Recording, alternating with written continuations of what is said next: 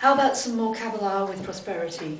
Again, I find Kabbalistic teaching is really, really useful in the prosperity teaching that I do because it provides a structure, and also because so much of the time the prosperity problems we've got are to do with our fundamental teaching about religion. Whatever we grew up with up to the age of 7 when the ego is formed has a profound effect on us, and a lot of us in the Christian tradition particularly have had a lot of problems about the idea of being spiritual and rich, certainly those are working in the holistic field.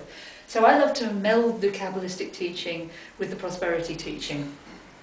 Now this tree of life here, my inspiration always comes from my own teacher, Zeb Ben Shimon Halevi, and you can find him and his work on World Wide Web, KabbalahSociety.org. He's put the 10 Commandments on the tree of life. I'm sure many other people have too, but I learned it from him. And they fit beautifully, and they're a very, very good way of looking at how your life may be going from the point of view of prosperity. We'll just do 3 in this one, because there's quite a lot to say.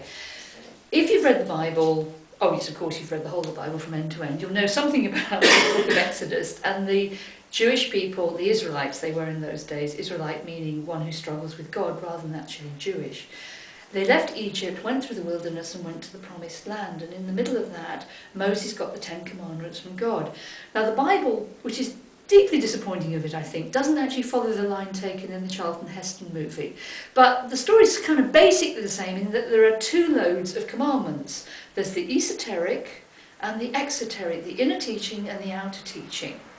The outer teaching, most of us know because it's thou shalt not, thou shalt thou, this, that and the other, but the inner teaching just has a little bit more depth, and that is where the Kabbalah comes out. It's really useful.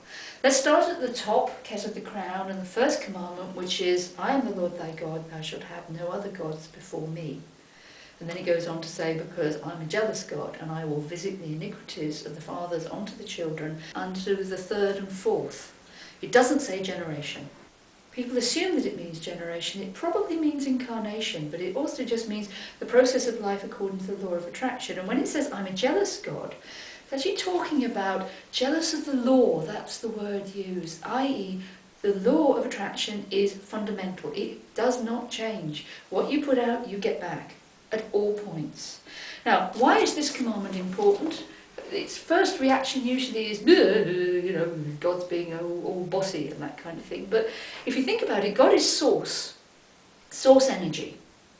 So if we go from the idea that this is the source energy, then you and I need to be aligned with that source energy for everything to work well in our life, prosperity-wise, which means every way.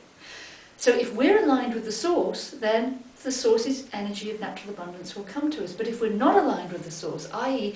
we put other gods first, then we step out of the line of grace, and that's when the prosperity becomes difficult. And there's no point in telling me there aren't any other gods, because I see other gods around all over the place. In the ancient days, of course, there were the Greek gods, there were the Norse gods, there were the Roman gods, there were the pagan gods. Gods everywhere, if you like. And nowadays, there are hardly any fewer.